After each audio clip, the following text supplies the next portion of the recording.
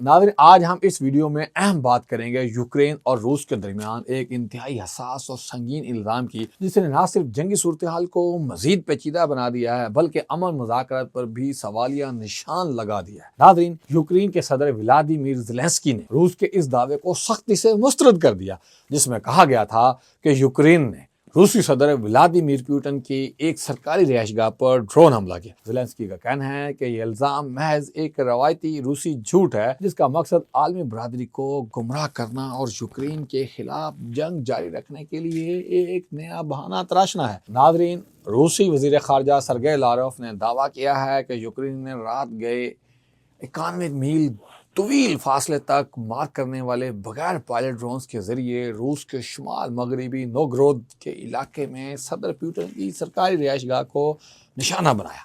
ان کے مطابق روس کے جدید فضائی دفاعی نظام نے تمام ڈرونز کو فضا میں ہی تباہ و برباد کر دیا اور کسی بھی قسم کے جانی اور مالی نقصان کی اطلاع نہیں ملی۔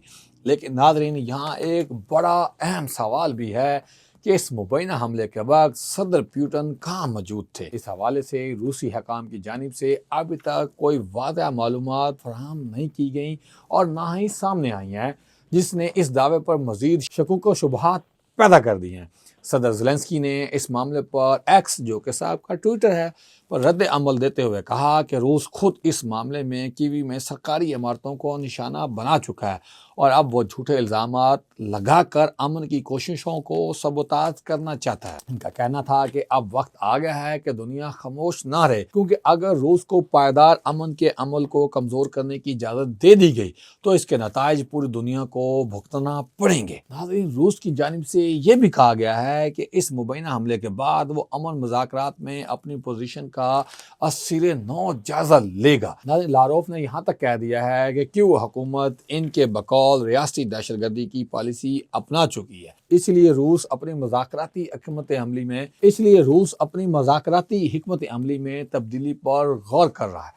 تاہم ساتھ ہی انہوں نے یہ وضاحت بھی کر دی ہے کہ روس امریکہ کے ساتھ جاری مذاکراتی عمل سے مکمل طور پر باہر نکلنے کا ارادہ نہیں رکھتا۔ ناظرین، یہ تمام صورتحال ایک ایسے وقت میں سامنے آئی جب حال ہی میں فلوریڈا میں امریکہ اور یوکرین کے درمیان اعلیٰ سطح مذاکرات ہوئے اور ان مذاکرات میں امریکی صدر ڈونلڈ ٹرمپ اور صدر زیلنسکی نے جنگ کے خاتمے کے لیے ایک ترمیم شدہ امن منصوبے پر تفصیلی بات چیت کی۔ زیلنسکی کے مطابق امریکہ نے یوکرین کو آئندہ 15 سال کے لیے سیکیورٹی گارنٹیز دینے پر آمادگی ظاہر کی ہے، جبکہ صدر ٹرمپ کا کہنا ہے کہ اس نقطے پر معاہدہ تقریباً 95% مکمل ہو چکا ہے۔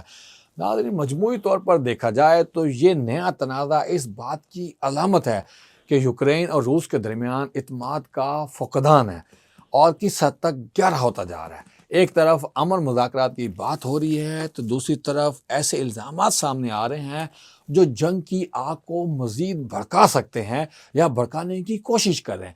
آنے والے دنوں میں یہ دیکھنا انتہائی اہم ہوگا کہ آیا عالمی طاقتیں اس کشیدگی کو کم کرنے میں کامیاب ہوتی ہیں یا یہ تنازع ایک نئے اور خطرناک موڑ کی طرف بڑھتا ہوا دکھائی دیتا ہے۔ ناظرین، آپ کو کیا لگتا ہے؟ کمنٹ باکس میں لازمی مینشن کیجیے گا۔ مجھے اجازت دیجیے، بہت شکریہ، اللہ حافظ۔